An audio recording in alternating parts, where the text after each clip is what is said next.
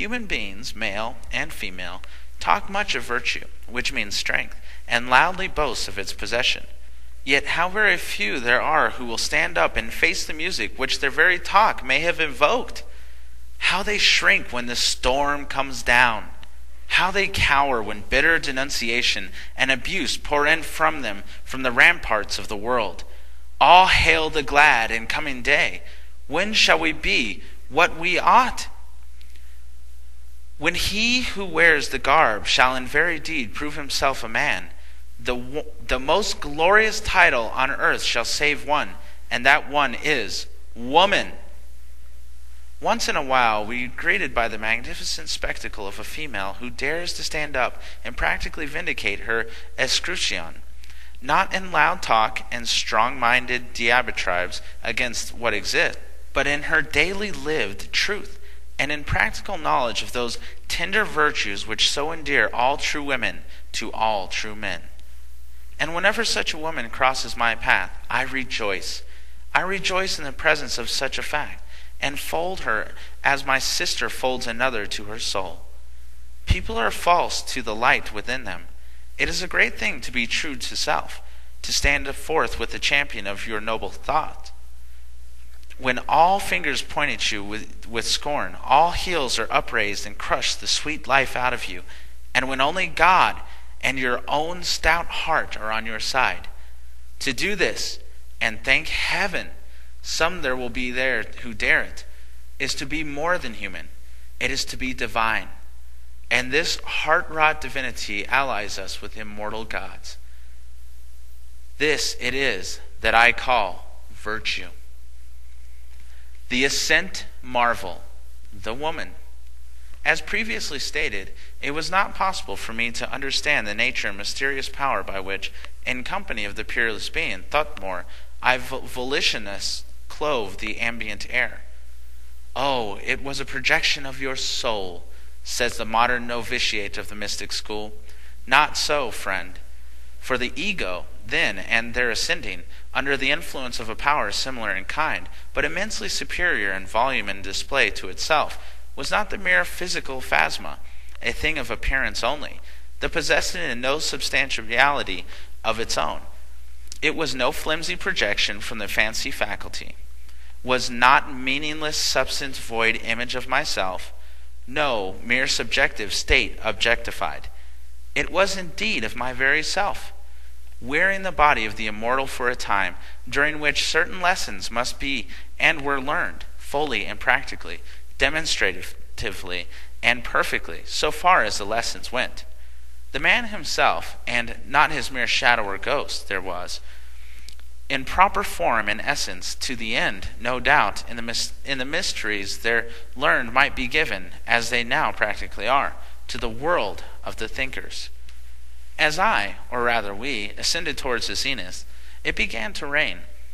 But this did not inaccommodate us, nor in any way hinder the ascent, which was continued until it became necessary to penetrate the dense region of thick, black, convolving cloud that was now rolling up in the vast and heavy masses from the northern verge of the immense horizon, driven by the forced breath of a mighty blast. Looking earthward, it seemed as if the deep, black night was suddenly growing down. The wind howled through the buildings, and the trees shook as if the mortal fright and terror.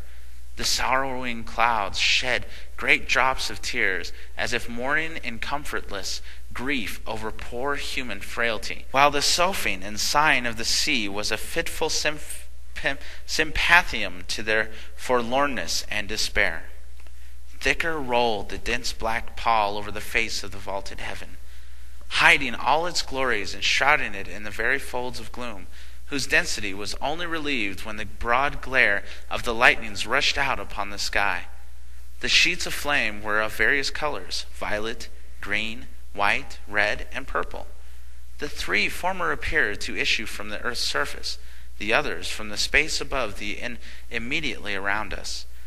There were occasionally lines of pure white fire, and these took to forms of chains, every link in which carried 10,000 deaths along it.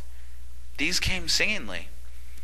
Sometimes two separate lines of fire would leap out from the bosom of the cloud simultaneously, but from the opposite quarters of the gloom, in which case they appeared to meet in anger, as if two angry gods were warring with each other, and their junction was instantaneously followed by the most terrific burst of thunder that ever fell on human hearing since the mighty worlds were made. I shook with mortal terror, and the terror increased and intensified into positive, almost unendurable agony as crash after crash of horrible roaring, rolling, bursty god canaries swept down the vast concave, down the clangor of the mad winds, which were rushing and rumbling through the spaces, striving desperately to rival and surpass the awful voice of the electric god himself. I felt that I was lost, and in the moment of anguish, from the deeps of my soul, there went forth a prayer to him whose presence and majesty was recognized with heart bowed down and with fervency never realized before. I feared it to be swept into nothingness by the tempestuous breath of heaven. I feared to be hurled into destruction by the driving blast.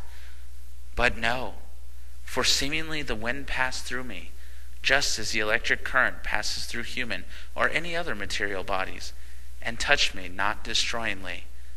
The fiercest wind that ever raged can never blow a shadow from its place, neither can it any way blow away the spirit. For the reason, amongst others, the spirit is not matter, any more than is the shadow of the sound substantial, as this last word is generally defined.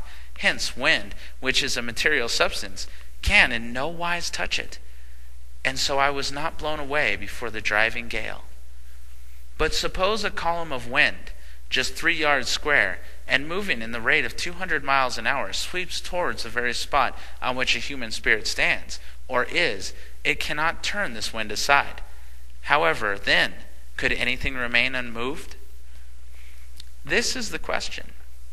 Now the answer comes. A bar or a column of sunshine streams through the air, and its volume is just 3 yards square.